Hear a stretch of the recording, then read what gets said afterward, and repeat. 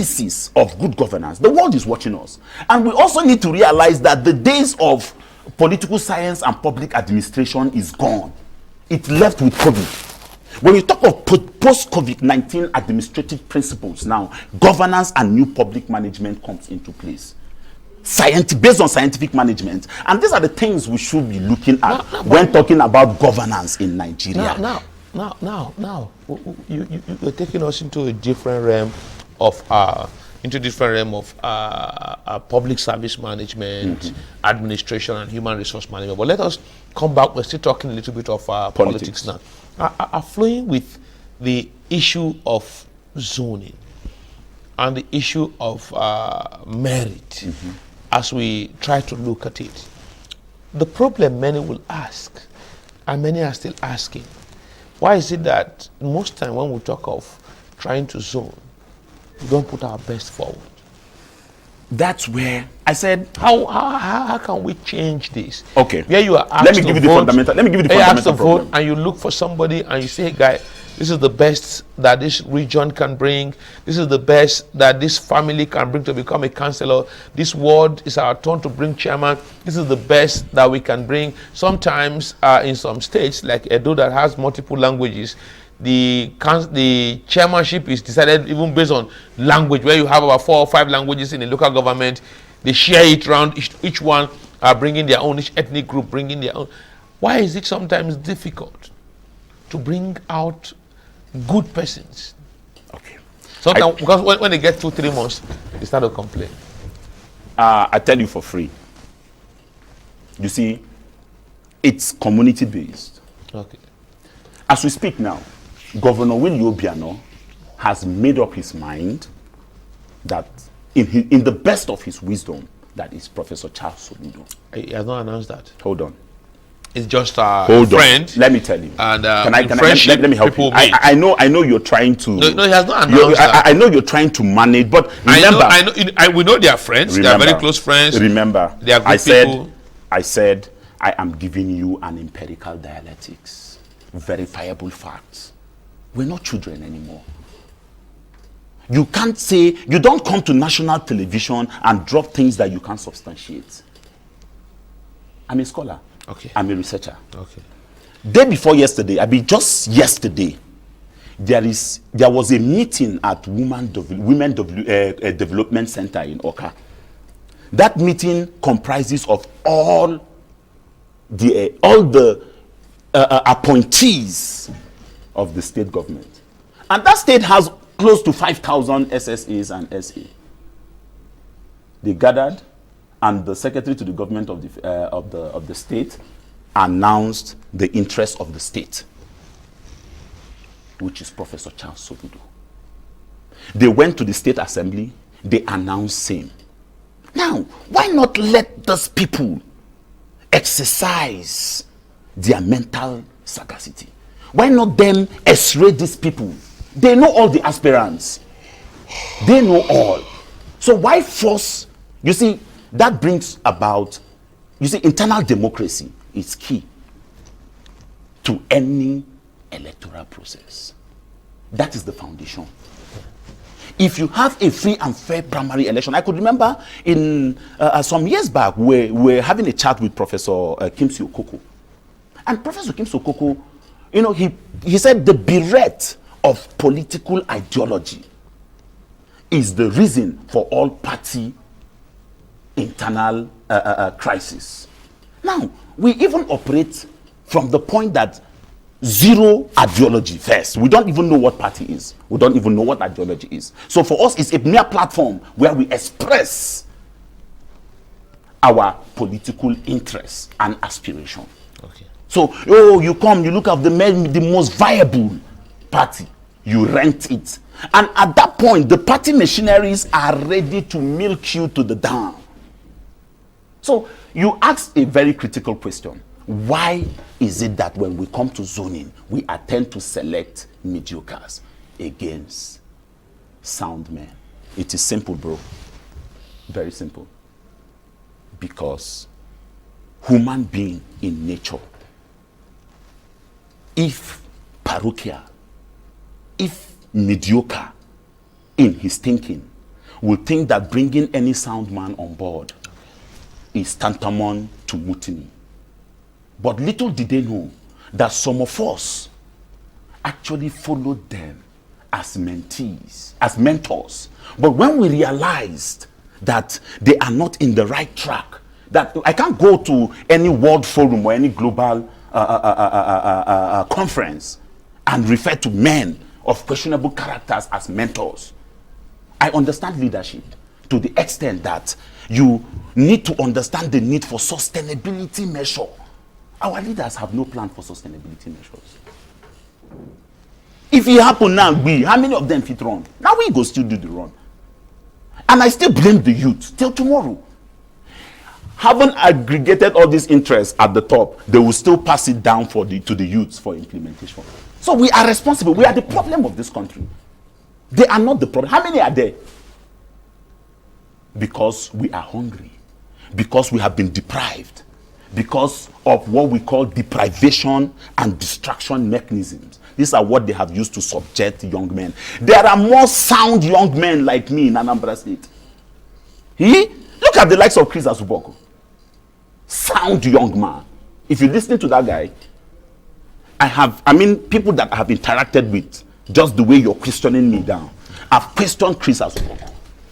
I've seen a sound young man, innovative. But since it is zoning and the governor controls the state and whatever, somehow maybe he really wants continuity in policy. That's the lack of sustainability measure. Because if you forget your past, you will have problem in the future. Look at Peter Obi's choice for sustainability measure. How far did he go with it? Meanwhile, Governor Willie Obiano was in, let me give you this empirical fact. Governor Willie Obiano was in his country home in Richmond, Texas, having the best fun of his life as a retired man. And they approached him. He didn't look for it. He told me this story himself. So I'm telling you from a verifiable fact. They approached him. And at the point of approaching him, he looked at it. Yes, it's something he can do, provided they are serious. He said from his pool that he actually came down to Nigeria to bring CV and didn't go back, which is like 3 weeks to the election. And at the time he was coming, he doesn't know, he said, I quote him, that the only person he knows in Ihiala local government is Honorable Engineer Fort Dike. You get? And at that point, a certain young man that lives in Houston, called Henry Okoliabo by name, Igrigi, through his friend, the chief of staff to the governor today, is his close friend. And Primus now said to him, we have this interest. This is a man of capacity. This is the kind of man you guys are looking for as a governor. This is an epitome of leadership. This is a man that retired from a bank with a wonderful dossier. So we want him to come back and be the best manager that we would ever have. Haven't governed Fidelity Bank at that level, which is richer than Anambra State if you do a good comparative analysis. If he was able to manage, look at the consideration. But the dynamics are different. Yes, yes. But that was their calculation. That if he was able to manage Fidelity Bank as big as Fidelity Bank is, he can still manage Anambra State. Hold on, I'm taking you somewhere. Oh, quickly, because I want us to start to hit towards the concluding part. Now, that was how a congregation of Ihiala local government is called UDF, Ihiala Development Foundation, resident in America.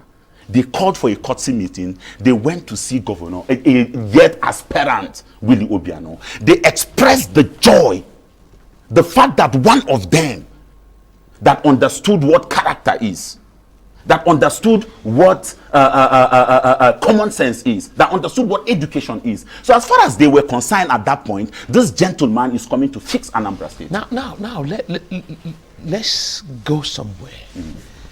Nationally now, the talk is in threefold, and I want you to react to this.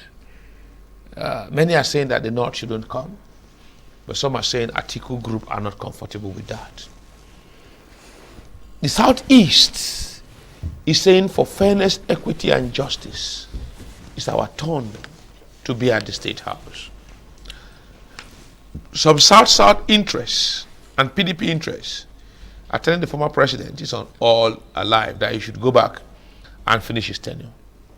The Southwest are still not letting go, that they want to still test it.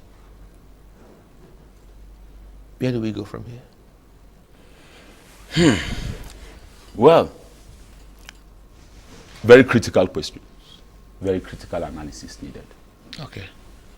If you are to be fair and you want to zone Good. based on inclusion, diversity and inclusion management, Fine. 2 regions you have to look at. Okay. All the other regions, in all honesty, or not region, right? Yeah, region or geopolitical zone. Their regions. Regions. The 2 regions that comes to mind, talking about the presidency of Nigeria, Correct. if we are to be fair, and if we are to be objective, and if you are a good researcher, you will find out that the Northeast and the Southeast, the 2 Eastern men, the 2 wise men, are yet to test this power. And solution might come from there. Who knows? Since we have tried other zones. But the Northwest appears to be home and dry. Yeah, you see, the Northwest is a very accommodating place. All they need to understand that is you have their interests at heart. They are the most politically conscious set of people. An average a gate man, Aboki, would sit down with his BBC 6 a.m., sit down with Radio Nigeria, sit down with his Voice of America, Deutsche Welle, Berlin in Hausa. Then recently he now connects to China. Now you see that he is more informed than that bank manager. That's why you could comfortably engage a northerner, a northerner precisely, not irrespective of his level of education. You can engage him politically. And I sit with this set of people to gather, you know. Okay, now hold on, you ask a question. Go ahead. And I drop 2 options. Good. But if you also have to narrow it down. Beside the Eastern alignment, go ahead. If you also want to narrow this thing down, Okay. the Northwest will always understand if you push this thing back to Southeast. Okay. It's natural. But you said you want to do zoning. Okay. You need to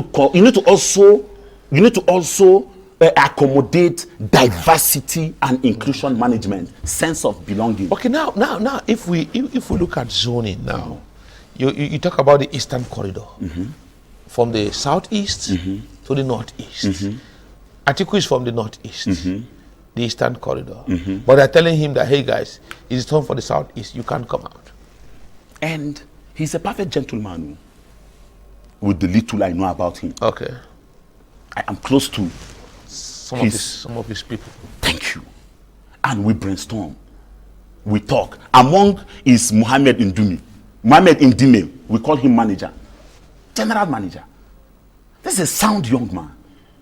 You see, the nation needs to start looking at 50 below. My brother, we are skillful. We've got the vibes. We've got the global consciousness. And if you don't have the basic knowledge of issues bordering around national security, you're not even qualified to be considered.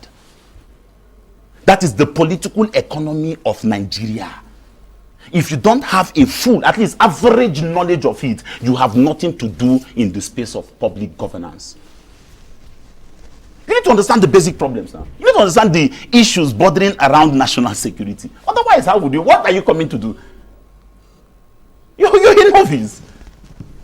That's when you now begin gather some, unwarranted people around you because you don't even know what to do.